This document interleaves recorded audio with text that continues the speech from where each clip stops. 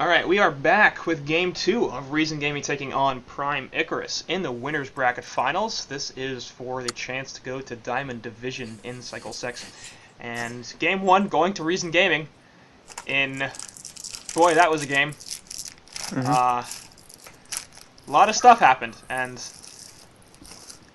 I think sometime, a couple of decades from now, I will be ready to understand the stuff that happened in that game.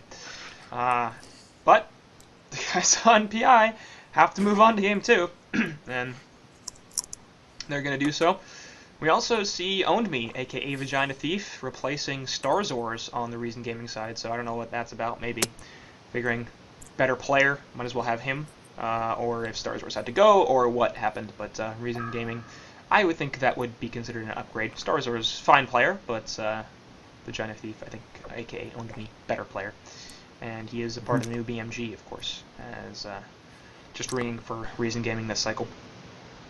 PI have not replaced any of their ringers with actual members of their team or other players.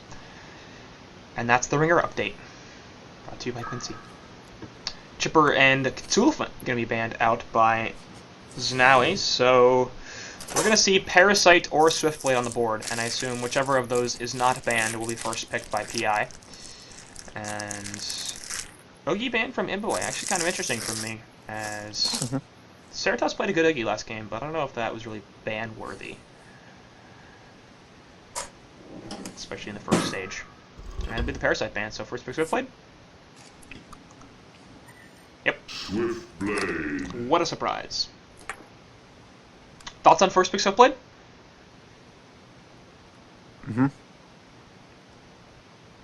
That's it. I've expected so much more from you. Wait. What did you? I didn't. Oh, I'm sleeping. Sorry, I didn't realize you were asking me something. You're sleeping? No, not literally sleeping. You're almost. Yeah. Thoughts on first pick Swiftblade? Yeah, very strong, very strong. Yeah. Good hero. Not a huge surprise we see it picked first, and we'll see how they counter it on Reason Gaming side. I assume PI figuring we can probably wait on the Tempest once again. Reason Gaming probably not going to go for it. They'll first pick the NG. So that's a little excessive. You've got Kraken and Magnus on the board. And now we're going to see PI going to get their pick of those two heroes. They will choose the Magnus. And I'm expecting probably not Kraken here, because PI probably wants Tempest in their third pick. Yeah. But maybe Puppet Master? Or they could pick the Kraken here. I don't know. I'm expecting Kraken or Puppet Master. So Everblood plays a very good Puppet Master, and they probably want Kraken as well before they go into the second stage of bans. But first pick NG. Doesn't make sense to me.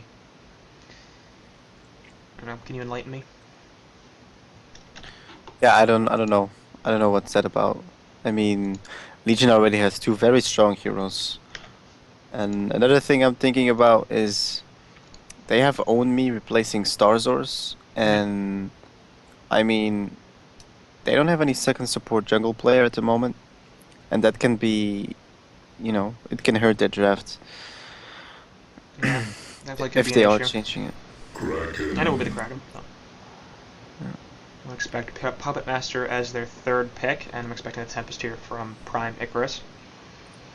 Now, the only issue with that, I guess, is that PI are going to be running a Tempest against an NG Kraken, which is not the greatest combo to run it against. Obviously, jumping in the energy field, not fun times. Kraken Ultimate can be done, used to cancel the Tempest ulti very easily, but I don't think that's going to be enough of a deterrent to remove the Temp from the board. Or, I don't know what else they would go, to be honest. But using a lot of extra time too, as Reason Gaming are down to 17 seconds of extra time for their last three picks, as well as 3 more bans, and debating between that Kraken and Puppet Master. It's actually Ophelia. So I completely missed the fact that Ophelia was left available, but they're going to take the Oath over Tempest, and I guess in this situation, like I said, with Tempest having some counters, that's not a bad choice. Do you prefer it, or would you have liked to have seen the Tempest? I would have Yeah, I mean it's it's fine. Yeah. If they have a plan, I mean, like they sure will have a plan with Ophelia, I guess. So Definitely more gank oriented hero as well, so that'll give them some advantage against what's probably a dual support lineup. hmm Allow them to be active a little more early on, and maybe that's the answer. But Electrician is going to be the third pick for Reason Gaming, and that's going to be in Zane's hands, who plays a very good Electrician, but I don't think that would have been banned in the second stage. So maybe they don't want to give stuff away, but it's going to open up the Puppet Master ban for Znawi, and I expect to see them try to ban out Imboboy as much as possible. They're going to take the Hag out of the equation, as well as Dr. Repulsor. Doctor, not really an Imboboy hero? I don't know. That's weird. Like, am I crazy? I don't know how much you want to go out on a limb about Reason Gaming, but I don't really feel like Doctor's Imboboy I don't hero. even think they ever played it. Yeah, Do they play it? that's weird to me. Hag, definitely an Imboboy hero. Puppet Master, definitely an Imboboy hero. And, well, that's gonna be the last two bans, so those make sense at least. Because now we're a little confused about your first one. But, Imboboy gonna ban out, for his part, going to ban out Pyromancer, Soul Reaper, and Silhouette. So, trying to remove some of the push strat, as Ceratops, of course, does play Soul Reaper sometimes when they run that push strat. And they don't really have the makings for it this time. I don't think they have enough push with their first three picks, but they could go for a more soft push strat, not really the all-in push. Taking out the Pyro as the support option, as well as the Silhouette, which Ceratops plays very well. So Ceratops is going to have some difficulty finding a hero, except they already have the Swift Blades, so they can just pick a Suicide and have him play Swifty. Torturer.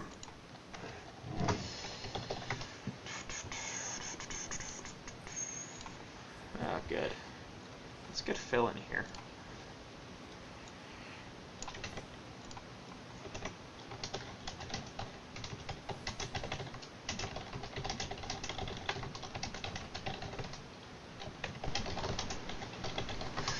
See if we can add the Thrill, the famous Phil the Thrill. Get a third caster in. It's typically the best configuration in my opinion.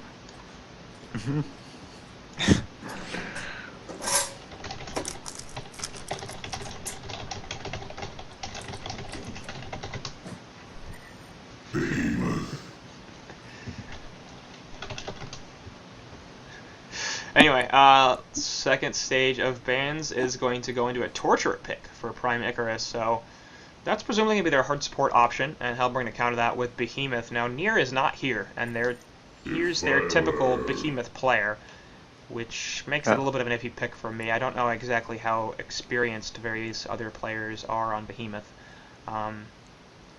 And it also points towards Tri-Lane, as Behemoth is a pretty fantastic Tri-Lane hero.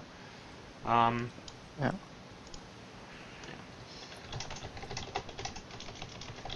But Torture and Defiler coming out from the Legion team, so I don't know, like with Glacius, Empath, I guess, yeah, Empath, Swiftblade. You liking the Okay. Torturer pick? I'm really, oh boy, alright, well, stuff's happening. So, give me your thoughts on both these drafts, because they're interesting. Yeah. Halborn. I mean, I like the Behemoth pick. As you said, like, I mean, Reason Gaming likes to draft Behemoth to secure that short lane. At least I think so. I'm not sure. I mean, they both drafts are a bit, I don't know. You have a Defiler and a Torture, and that's kind of okay. I think it's overkill. Like, you really want to push, but with those heroes, I don't know what to say. It's lacking some secured stun, something. Yeah.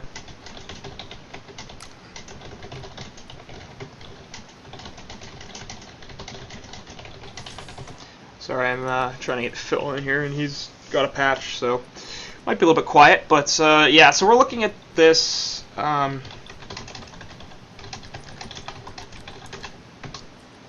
Legion side, and my big issue is why pick up Torturer when you have Glacius and Empath on the board, especially when you have a Swiftblade combo for Empath. That just does not make too much sense to me. They clearly are going for some sort of push strat here, but And they have a lot of building damage, to be fair, between Torture, Defiler, and Ophelia.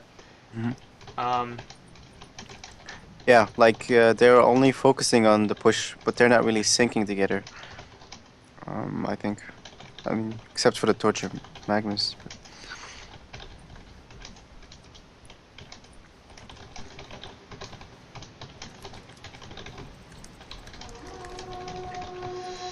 Yeah.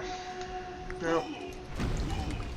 And then the issue I have with the Hellborn side is A, they picked a Forsaken Archer who's not a good hero, and B, they have a lot of melee cores, and C, they gave away their tri-lane with the fact that you know, they picked up a Behemoth, so NG, FA, I'm absolutely guessing it's going to be this safe lane tri-lane, which looks like it's what's happening, as Forsaken Archer is actually getting pulled. And we'll put a crippling volley down, so not bad.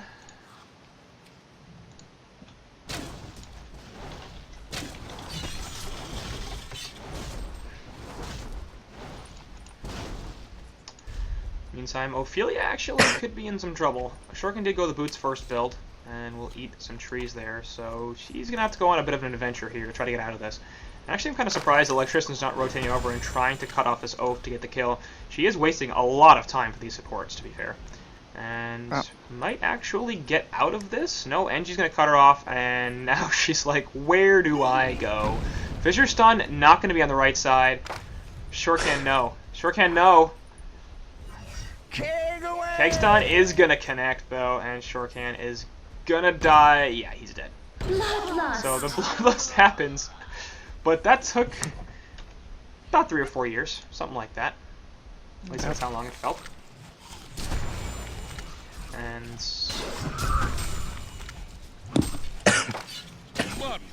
in the top lane, Torture gonna eat a crippling volley as he's trying to zone out this Forsaken Archer who has no support right now because both the support heroes were killing that Ophelia. Nice aggro is taken by Swiftblade. Actually, excellent spin as well because he probably would have died if that had hit him. And Torture might have died if that creep aggro had continued on his face. So, pretty well played in the end. And they do not give up any kills. So, lanes overall looking like Swiftblade, Torture at the top lane. Ophelia was looking to go aggro jungle, but has since been kicked out, and she will head right back to the Legion Woods. Middle lane, we've got Magnus going up against the Kraken, and that's going to be a relatively even matchup as well. Both of them are going to have some difficulty killing each other. Haystream is picked up by Kraken, though, and that's going to give him a nice advantage, as he already has Bottle, and Storyfighter on the Magnus does not.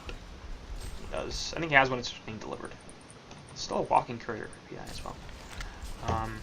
And then in the bottom lane, we have short lane Defiler, actually, as Warzone, who played the Suicide Playrider last game, is getting the short lane option this time with Defiler. And he's going to be going up against the Suicide Electrician and Zane, who's doing not that great, 165 GPM, Warzone at 350. He's quite good himself. And top lane actually spinning going to go down onto Behemoth. He will eat the chain reactions, but Cerato's actually backed off, so I don't know if what that was about. Fissure Stun and Keg both going to connect onto Cerato's, but not enough damage to take him out. Also on the wrong side of the fissure, so unable to lock him down and kill him. But Hellborn tri-lane is actually going to form in the top lane. And Cerato's life is going to get a lot more difficult.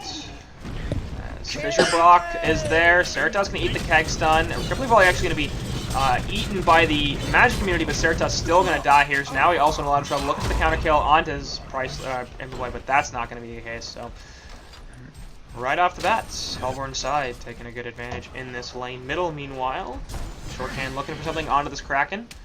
He's level 3 and Kraken's level 5 though, so not the greatest. Now my feet are as fast as my blades. Apparently now Swiftblade's feet are as fast as his blades. This is a pretty solid ult actually. In the bottom lane, Kraken gonna use his haste rune, looking for something on this Defiler. No release of Kraken quite yet though. Charge back, Electrician will get the static grip onto Defiler, but Kraken's taking a lot of damage. Actually, he gets eaten by the Wave of Death and killed. He will die to the last auto attack from Zane here, but not the greatest play from Owen being the Kraken right there.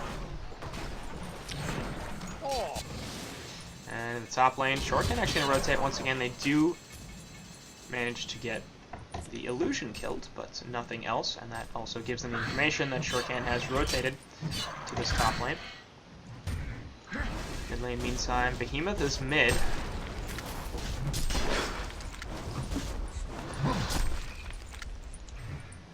And that's gonna be it. Shortcan's Catman dying, but they're abandoning this Forsaken Archer a lot, which is strange. I don't know if that's yeah.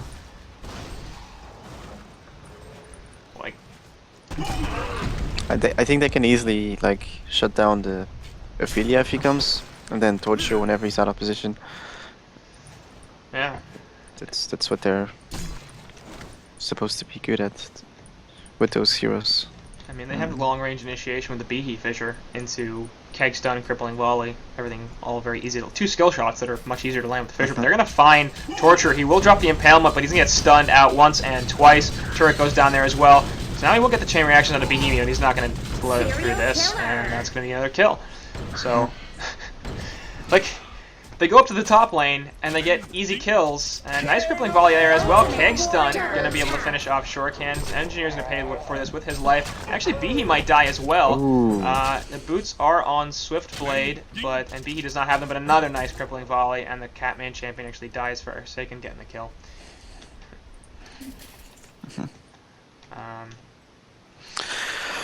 We have Electrician sitting mid, but Magnus feels it.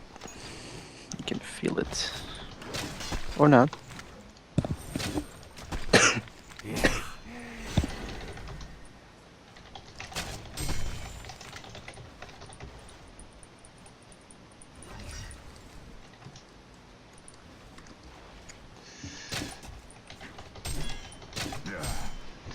Anyway, we'll see middle lane here. Electrician going to be in a lot of trouble as he's going to get locked down for a little bit, and he's going to get killed. So they do find Zane, who is rotating, looking to set up a kill in the middle lane onto this Magnus. So they really, really do want to shut down. And not doing the greatest job of it. Kraken's out GPMing him, but Strayfooter at 280 gold per minute. Not having a bad time at all.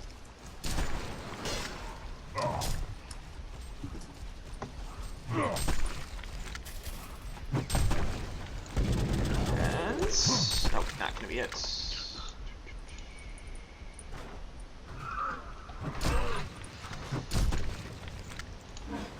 Meantime, Defiler pushing the bottom lane. She's level 8, not choosing to pop her ultimate quite yet. She doesn't feel like she can solo push this tower, but she might have been able to actually. Yep, Clean up a good definitely wave actually. with Wave of Death. So, little passive.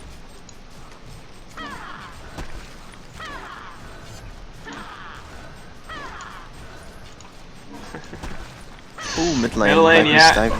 And will they get a Kraken kill here? Yes, they will. The question is Magnus going to pay for that? No, he's not. So, two rhetorical questions answered. And the top lane, Cerato's going to spin away.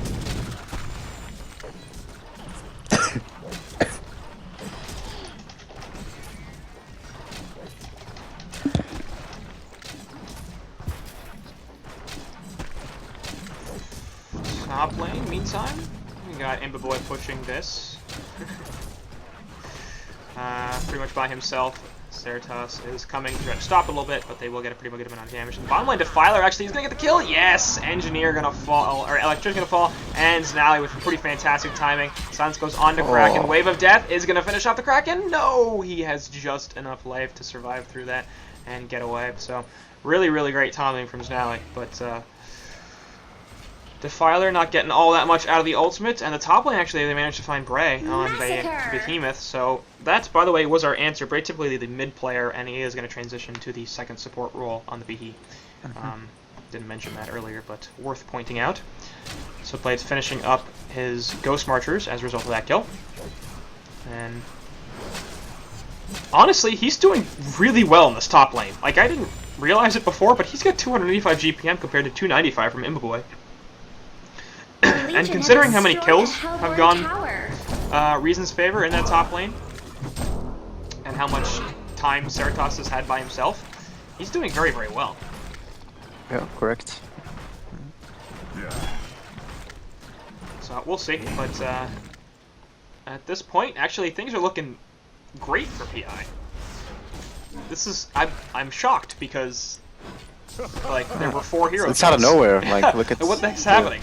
Anyway, Defiler in the bottom lane, gonna eat a whole bunch of damage, but they still don't have enough to kill him. He will also pop the power supply, and now he's like, yeah, come at me, bro. I got impalement on, and they won't even kill the Defiler. So they use the grip, they use the keg, they use the fissure, and they don't have enough damage to take that Defiler down. The Grave Locket is doing a lot with the extra stats, and he's pretty damned fast with the Ghost Marchers. He has actually level 3 power and death, so he's really quick at this point. Certus could probably kill Forsaken soon. He's got the spin and the ulti up.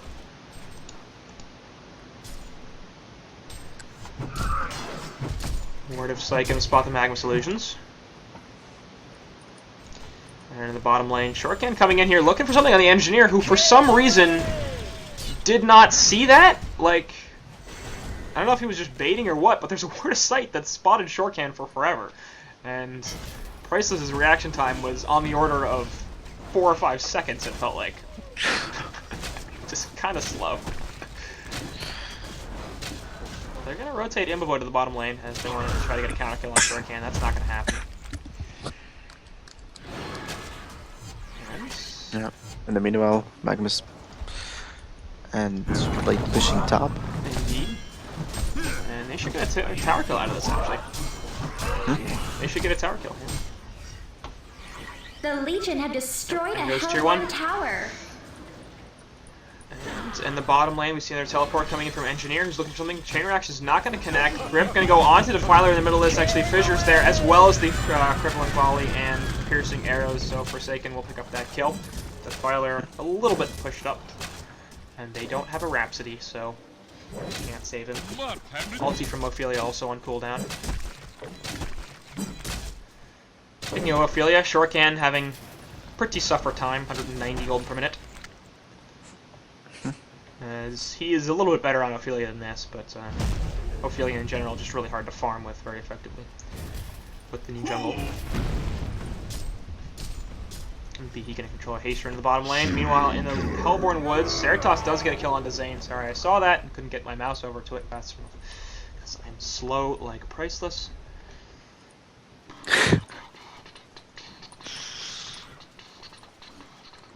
Anyway, it's gonna be group up mid for both teams as they bring 4 on PI side and 3 on the Hellborn team.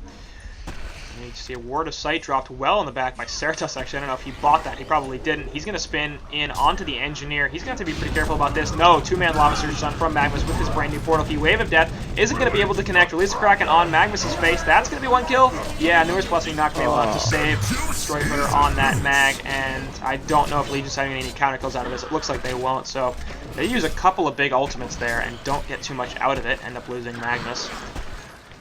As that initiation from Ceratoss wasn't bad, and the follow-up mag stun was pretty good, but they did not have quite enough damage to finish off the Engineer. And Ophelia going to rotate over into the Hellborn Woods. We'll continue to try to farm. Going to take over the Vagabond leader. And they've done a good job of pushing on Legion's side. They do have two tier 1 towers down in 13 minutes. And the bottom lane tower is pretty low as well. But Forsaken, you're in trouble, buddy. Fisher's still actually do some stuff to block people out. Will they have enough damage to kill her? Yes! Vagabond leader nuke there, just with enough range. And they managed to take on Imboboy. But is Sleem in the background talking to someone? Yeah, sorry. No, I was talking. Not a big deal. That happens. Life happens. Shit happens. Sorry. Oh, okay. Sorry. Excellent. Let's add Philly Boy to this call.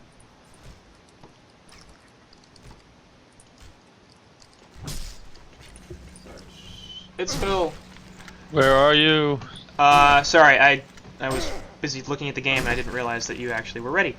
We are at 14-18, 14-19, 20, 21, 22, Hold on. 23, 24, 25, Okay. 6. Not bad. You have auto skip pause on? Yeah. Good stuff. So yes, it's going to be joined by Phil the Thrill. So let me recap here for a second. You've been watching. At the very beginning, I don't know what Ophelia was doing when she decided to turn around and run like right back to where they were. I mean, obviously she couldn't have run like too many places, but even just like standing still and trying to juke out would have been better than what she did, which was run into certain death. But it did cost them a lot of time. One of the things that I'm really looking at here in the game is the fact that the GPMs are so low. Yep.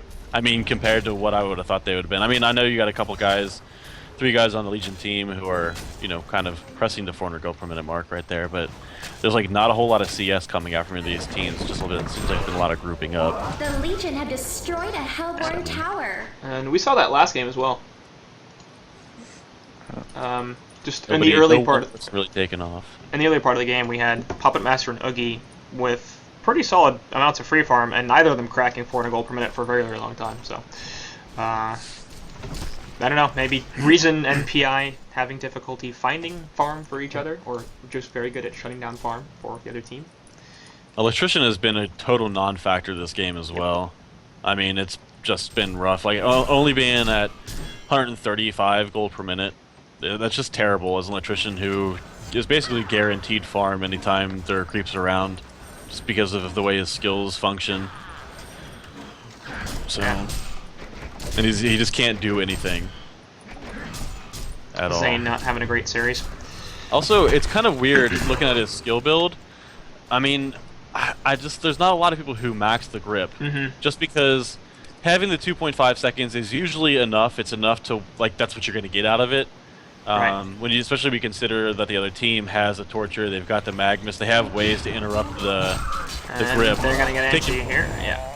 Yeah. Just taking more than one level out of it, just kind of ridiculous as we see a nice push there in the middle lane. But yeah, that's just kind of a weird skill build for me, not maxing electric shield and energy absorption before the static grip. I think it would have made sense if he was constantly using the Defiler in the bottom lane and just like doing damage with it, and then getting in range to use his E, but he didn't seem to be doing that when I was watching him. So if it's like, if he was mid, and like this kind of sounds weird, like if he was the mid hero by himself and he maxed grip to allow him more roaming potential, especially against a hero like Swiftblade who's got a really good escape mechanism and is just putting a lot of pressure on the top lane, like I could see that being a reason for it. But being in the suicide role, I mean, ultimately your job has to be survivability, and with that it's electric shield and energy absorption. You shouldn't be even taking static grip points unless you think that they have like if they got like a double slow or no CC lane. I mean, it could, you know, you might be able to pick off like a solo kill by yourself, but taking any levels into static grip beyond maybe 1 before you get to say like level 7 where you can actually move around the map is just kind of, it's odd to me. Yeah, and he also took to level 9 to get his ultimate, which that's dumb. Strange. Yeah, it's a great ult on a super short cooldown. So super short cooldown, like no mana cost, is so useful for yourself, you know, both defensively and offensively. Yeah. There's just really no reason to ever take that, or to ever, you know, not take that at level 6. And he's got a big fat AoE silence, actually. Look at the grip on a Swiftblade. Energy Field not doing all that much. This doesn't really catch anybody. Swiftblade spin, gonna stop the keg there. Kraken ultimate really not doing anything either. Swift Slash is going on in the background, and they still haven't been able to kill Ceratops. They finally will bring him down with the ultimate from Behemoth.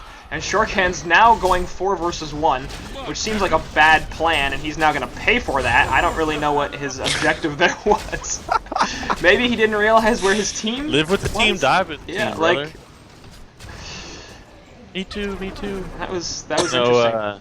Like, one of the things that kind of stands out to me is if you look at just the score, if you were to say, no, it's 10-10, like, you might think that's a little even. But then when you look at the actual gold, especially, like 10,000 gold lead. Where the hell did that come from? A lot of that comes from tower damage, but it's not just that. You know what I mean? Like that's like 5 towers doesn't account for, you know, 10,500 gold. Right. So it's just obvious to me that Prime Icarus is making more use of the map. They are engaging these team fights and defending team fights, but they're also trying to utilize the assets, or the assets that they have on the map. So, Right. I mean, Defiler and Swiftblade are both doing a really nice job of keeping up there, and Magnus kind of might be the one who would stand out a little bit just because, he's had such a great game, no kills, but still is hitting around the 400 goal per minute mark. And one thing that they're doing very effectively is they've got a push lineup and they're pushing. And that sounds like, well, duh, but I keep having to say it because I'll say this in one game, they have a push lineup and they're pushing, and then the next game it'll be like, they have a push lineup and they're not pushing. And it annoys the crap out of me because it's like, Yeah. these people, they pick push lineups and then they just sit back and farm, and I'm like, why are you doing this? I don't understand why. But, yeah, PI definitely taking a substantial lead, and, I mean, did you watch Game 1? No. You should. I'll put it up on YouTube later, but Okay. you should watch. The ending was, I think Salim can attest to the fact that it was a pretty good ending. You should watch it. Okay, I'll check it out for sure. But without having knowledge of that, I think PI, I don't know what their mentality is going into this game. You have a couple of them in Twitch chat. Short Cannon's now in Twitch chat. Anyway, they both are really scracking onto Ceratops, but he's gonna get the spin off. So again, not doing much damage because they can't stun him, and they're gonna turn on to Kraken. So not the greatest initiation, and couldn't lock down Ceratops before he could get the spin. So That was one of those instances where somebody decides to do something and then another person decides to follow up on it, but no one ever intended to go on. It's like Behemoth threw out the fissure, thinking, okay, I'll block this guy off. It was on the wrong side, but then Kraken was like, all right, I got this, boys, and then there was literally nobody there to do anything. I don't got that. Anyway, NGField doing a lot, actually, but a 3-man Lobster Stun will finish off Priceless and Zane right off the bat. We're going to see if Storyboy can get out of this. I don't think he can. Last auto attack from... No, Tower? Yes, we'll kill him. And Defiler's like, I've got an ultimate, boys, and I'm going to be in the middle of this fight. 3-man Crippling Volley's going to do some damage. Wave of Death going to force Neverboy on the F8 to back off. So that's going to be mid-racks. And... They could turn this into some top pressure as well, as they have 2 heroes dead on the Hellborn side, all the NG's coming back, so without cooldowns... There's just too much sustained team fight on the Legion side for these kind of fights. You know what I mean? You look at the Hellborn side, they got a lot of below your load type of spells, and especially that Engineer, when he put the energy field down, it looked like, it wasn't a really good place, but Swiftblade was still able to get the Swift Slashes off inside of the field, and it did a lot of damage. And after that, with Forsaken Archer already using her ultimate, there was really nothing more that they had to offer. Kraken's ultimate was still down.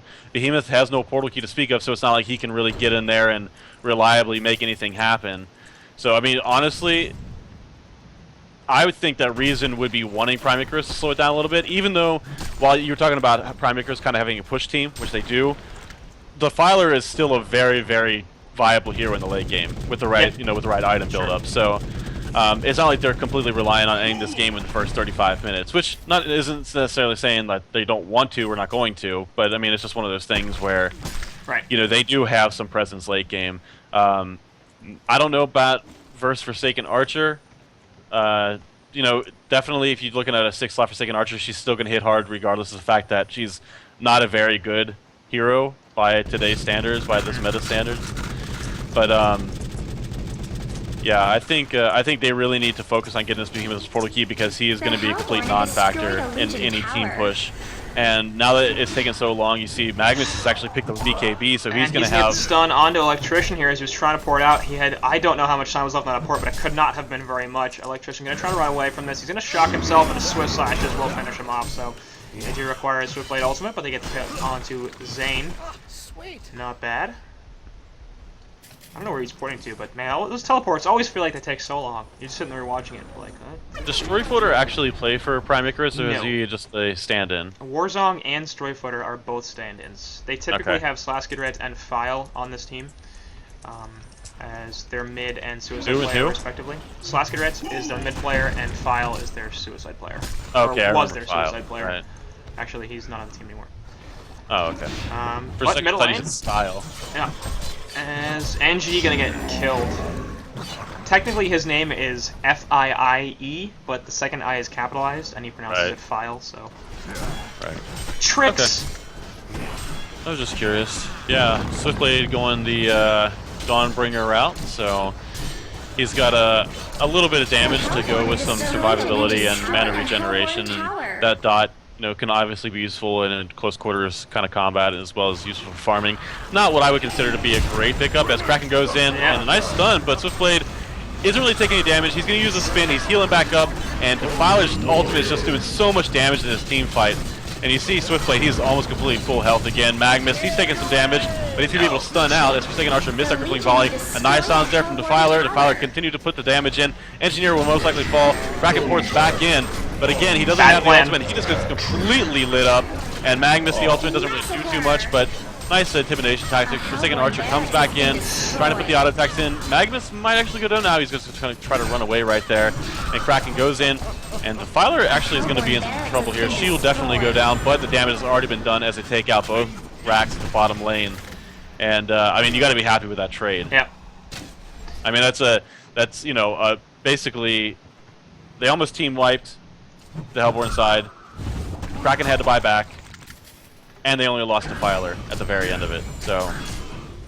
Which is fine, because she put her ultimate on cooldown, and when she comes back up, it's going to be up exactly at the same time, more or less. And they're going to turn this into a conquer kill as well. What's Defiler with that ultimate? Yeah. So, going to spend her death well, getting that ulti back. Actually, War's going to go down right in the middle of the Conquer pit, as the Legion side are doing it. Hellborn are rotating over, but there's a lot of sight coming out from Zowie, as you can see, and that's going to give them the cue to back off on the Legion team, because they realize pretty quickly that they're going to get spotted and jumped.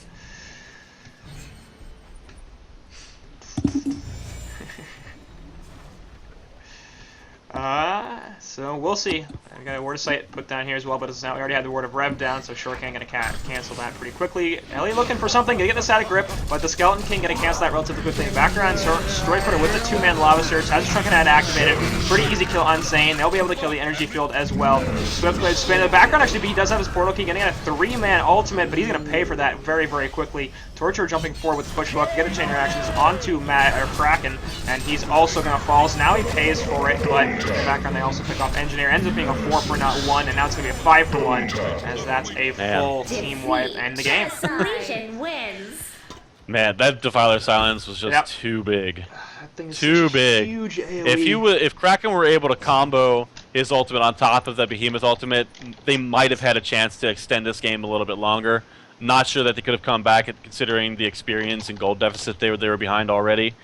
But at the same time, I mean, it would have bought them at least a little bit more time. Maybe time for Forsaken Archer to build up that Shrunken Head and be a little more useful in team fights as far as mobility is concerned. But I mean, ultimately, they just got completely outplayed from the laning phase on. Despite that first blood being fed from Ophelia, I mean, they were able to really come back, and Swiftblade had an amazing game. So, and Defiler did really well. So I mean, when you have basically your two mid to late game heroes doing well from the very beginning, there's not a lot of hope for your team if you don't have an equally strong mid game team. All right. It's a good wrap up. Salim, anything to add to it? It's been working. No, I think everything was mentioned. All right, so that'll do it. Game 2, and that means we're gonna get to go to a Game 3, as Prime Icarus has tied this series up 1-1. This is the winner of bracket finals, which means that whoever wins Game 3 is going to Diamond Division, and we'll be back in just a second with that.